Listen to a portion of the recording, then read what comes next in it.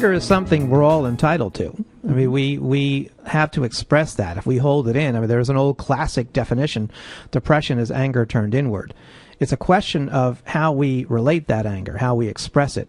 Do we do it in ways that invites the other person to respond to us in kind, or do we do it in ways to hurt the other?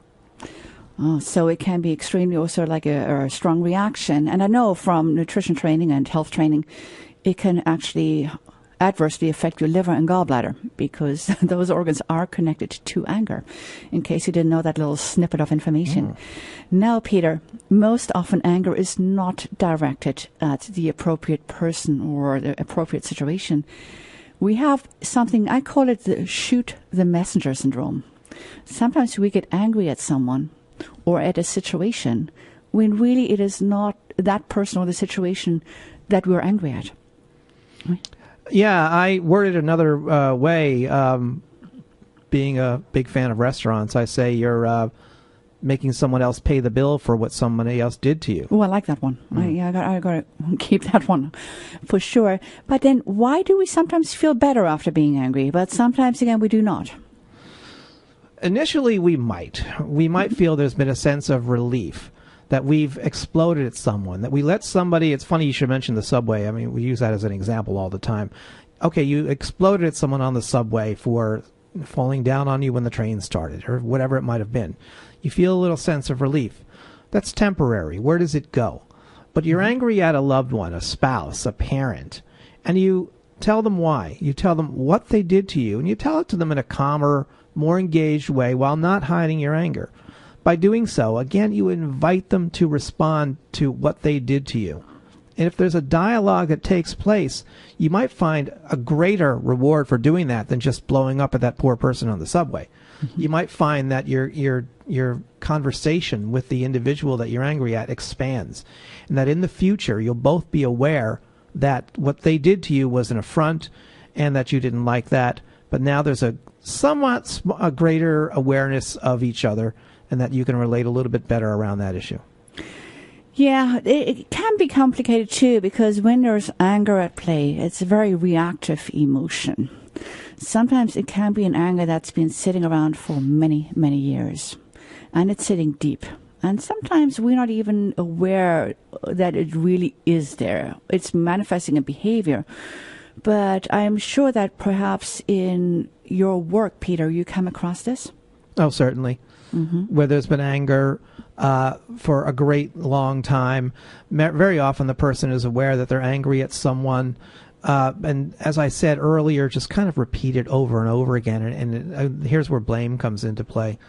But that anger, people will tell you when they come for anger management, is that I know I'm angry and I've gotten in trouble for being angry. I may be angry at my father, my mother, whomever, from childhood, but I take it out on my spouse in my workplace. Very often people are referred because their spouse can't take it anymore, or their employer said, get anger management help or we can't have you here. Now, what would you call the anger solution? The anger solution is to work very hard to identify what the triggers for anger were and try to affix it where it belongs. If it belonged in the past, that's where it was, and that's where it should stay. If it belongs in the present, then it's time to engage as best you can the individual and meet them as to where you are with your anger and help them to understand that that's not always possible. If I work at American Express, I can't engage the CEO tomorrow because he cut my salary 20%. I could do it in other ways that are unhealthy, or I could look for a better job. Right. Now, working with anger, and going back to the child, for instance, if you're angry at your father and say your father is deceased, how do you work with that? Allow the person to express the anger at the father, what happened back then, and to see what kind of experiences they have now that might look like it, sound like it, even smell like it, but not that they should react to it the same way, not that they should generalize that anger to a present situation, and again, make somebody else pay that bill. So in a way to learn how to let go of the hidden, or the even though it's a known anger that's been sitting there. It's hard to let go, but a better analogy might be put it in the back of the closet until you're ready to purge, but don't leave it on the living room table where everybody can see it. Now, Peter, we are running out of time again on this segment. Now, do you have any parting or words for thought? Basically, if one wants to engage to address any of the things we've spoken about, understand that it is a process, that there has to be a willingness to reconsider how we think, how we view ourselves and others, and an understanding that there will be steps back, that there will be regression. And that's okay, because we're not going to just pluck ourselves out of some place into a new way of living overnight.